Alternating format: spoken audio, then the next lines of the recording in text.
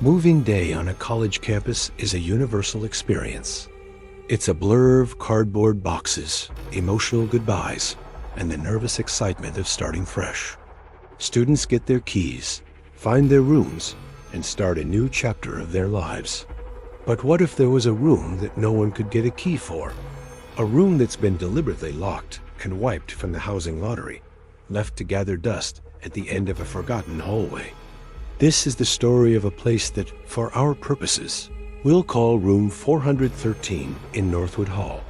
It's a tale that exists in the shadows of campus tours and official brochures, a story pieced together from decades of whispers.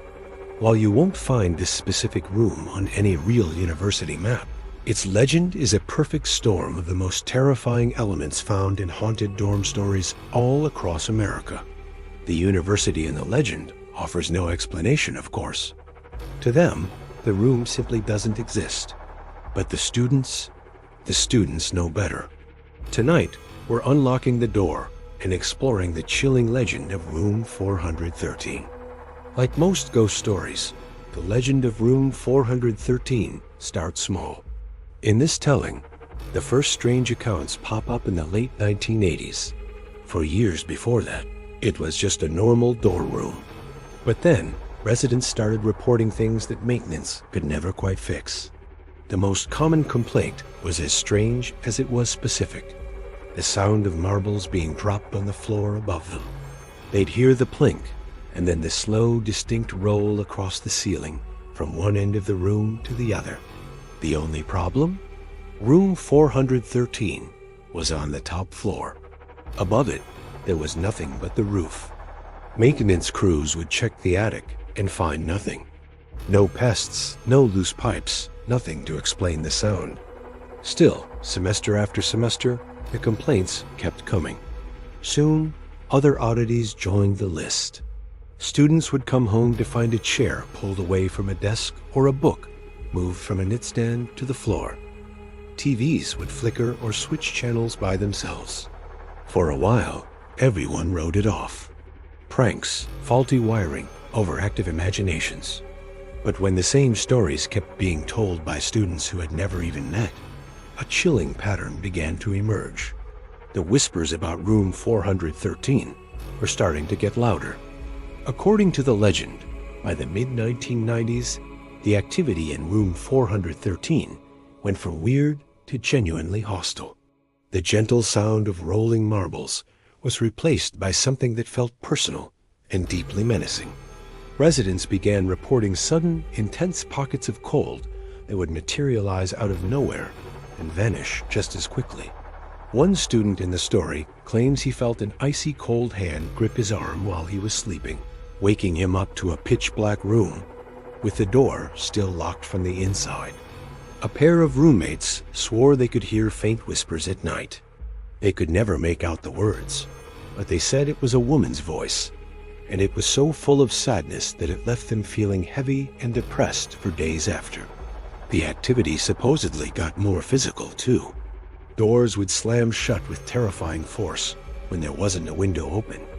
Objects wouldn't just be moved, they'd be thrown. One resident allegedly came back from class to find every single book he owned violently torn from his shelves and scattered across the room. The story goes that the strangeness started bleeding into the hallway. Students in neighboring rooms would hear furious banging on the shared wall, only to find out the residents of 413 weren't even home. Several people reported seeing a tall, human-shaped shadow at the end of the hall, standing right in front of the door to 413, only to have it melt away before their eyes. The room was no longer just quirky or creepy. It was earning a reputation for being malevolent. The housing department in the legend started having a nightmare of a time keeping anyone in there for a full semester. The stories about room 413 were already terrifying, but it's the final, horrifying incident in the legend that supposedly forced the university to lock the door for good. Before we get to the event that sealed the room's fate, we want to hear from you. What's the spookiest story from your college campus? Let us know in the comments below. The final straw in the story of room 413 came in the fall of 1998. The university, desperate to fill the room, placed 2 freshmen there who were late to the housing game. For the first month, all was quiet. The 2 roommates, completely unaware of the room's dark history, settled in. And then, the story takes its final, terrifying turn. One of the roommates, a student the legend calls Kevin, woke up around 3 a.m. to the distinct smell of smoke.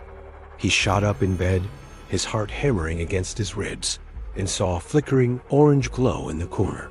He was expecting to see flames, but what he saw was so much worse.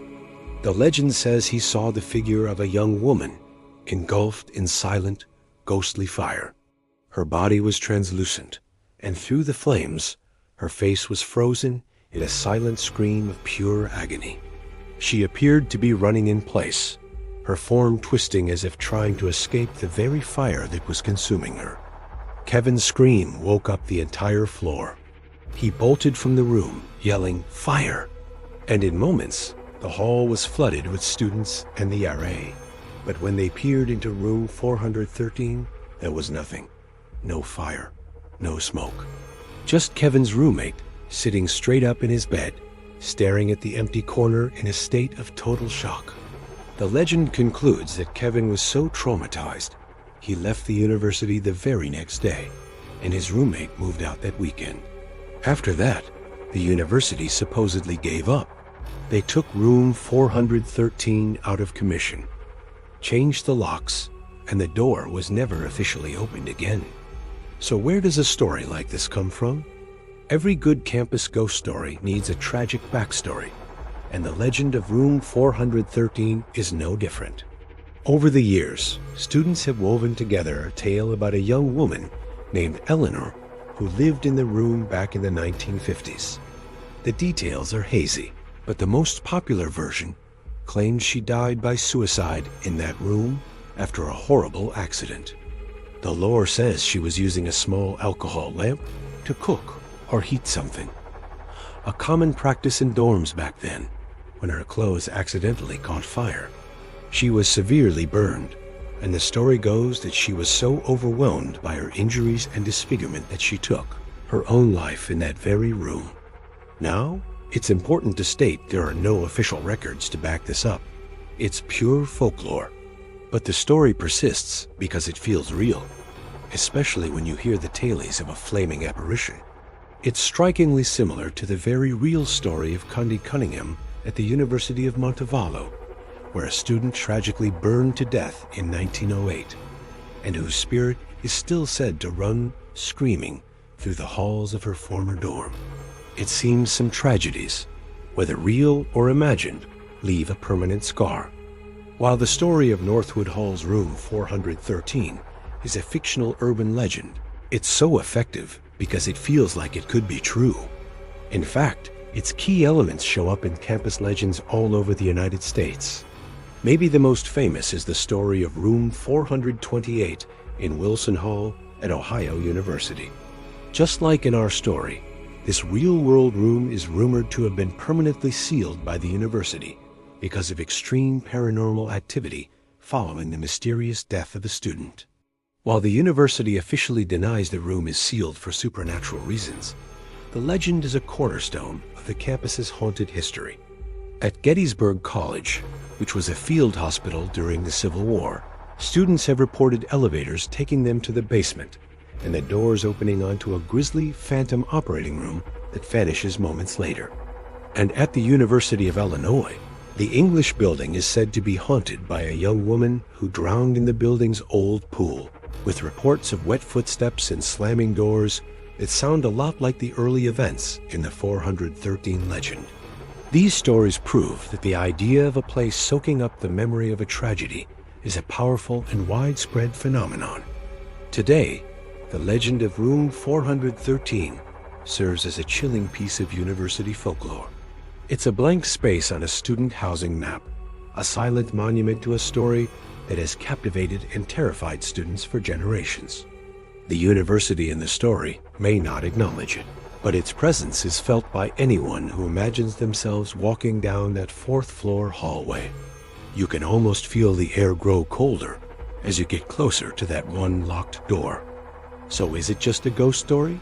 A campfire tale kept alive by students with overactive imaginations?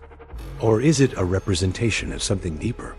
Perhaps the real question isn't whether a specific room is haunted, but why we, as people, are so drawn to the idea that a place can hold on to the past, and that some doors are better left unopened. What do you think? If you enjoyed this deep dive into one of America's classic urban legends, make sure you subscribe and ring that notification bell so you don't miss our next investigation into the unexplained. Thanks for watching.